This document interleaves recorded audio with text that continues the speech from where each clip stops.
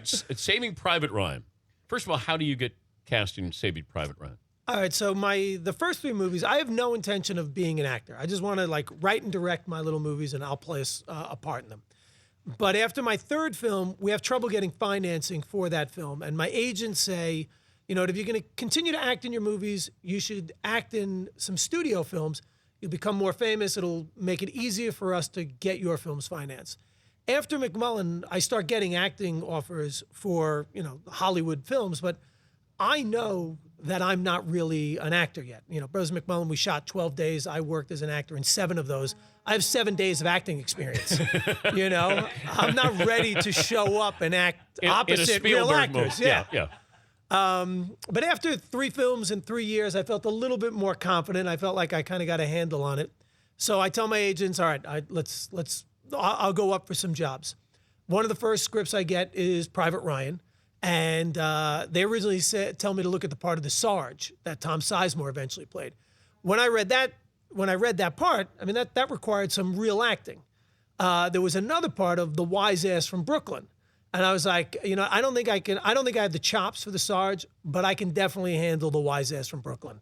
So I told my agents, what do you say? Like, put me up for that. And they Didn't have to change the accent too much. Did not have to work on the accent. Which I've never been able to lose. But you saw what your limitations were, which is pretty smart with limited experience. That you're saying Sizemore could do that. And when you look at the movie, you realize Sizemore was perfect. Oh, perfect for it. Yeah, absolutely. I heard a story last night that you're on there's a scene there and you blow your lines. Saving Private Ryan. So here's Spielberg. And then he comes over and talks to you about the timing issue here. Is that true? Yeah, it was a scene involving Sizemore. It's after we storm the beach and we climb up. We're at one of the sort of, what would you call it, the gunnery bunkers. One of the bunkers. There you go.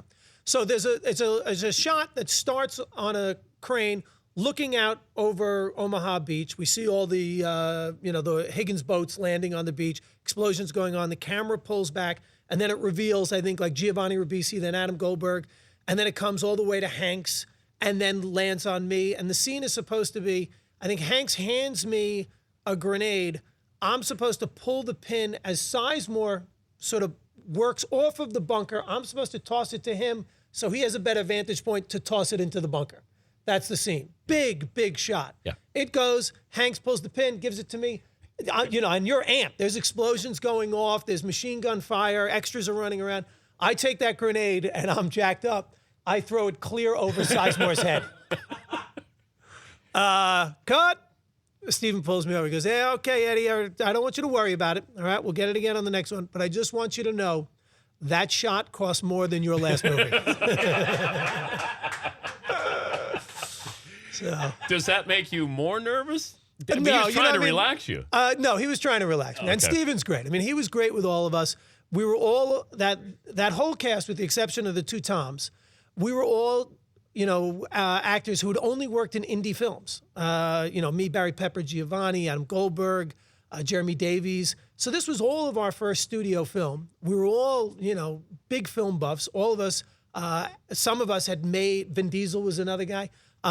We'd all made our own little movies as well. Yeah. So we were constantly bothering Stephen to say, hey, can we look over your shoulder? Can we watch how you do this? It was like, for all of us, it was like graduate film school. And he couldn't have been more generous with his time.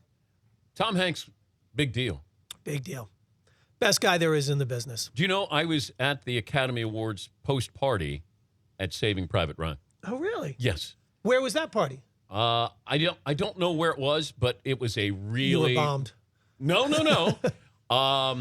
It looked like everybody who was there waiting to be decorated for that movie was bombed. Yeah. I'm sure. It was really subdued there. We were going to go to Shakespeare because in Love. Shakespeare in Love won, yeah. So my wife said, let's go to Shakespeare in Love. I said, no, Saving Private Ryan, man, it's going to win. Yeah. And we go, and I've had wakes that are more enthusiastic than that. Yeah, everybody was pretty shocked that we didn't win Best Picture that night. Yeah. So I went, that's the only, post-Oscar party I've ever been to. I mean, maybe that's where we first met. It could be. Could have been. Yeah. Yeah. Were you bombed? No. You know, I mean, it was a good time. But no. But it was an altercation in the bathroom that night. I remember, but we won't get into that story. Well, One of the actors was bombed, and there was somebody got rushed out of there with a bloody nose. I remember. so Sizemore had to be involved in this. I have no idea. Tom Sizemore. Did Sizemore have the bloody nose, or did he give I don't somebody a remember. bloody? You do I not don't remember. You brought it up.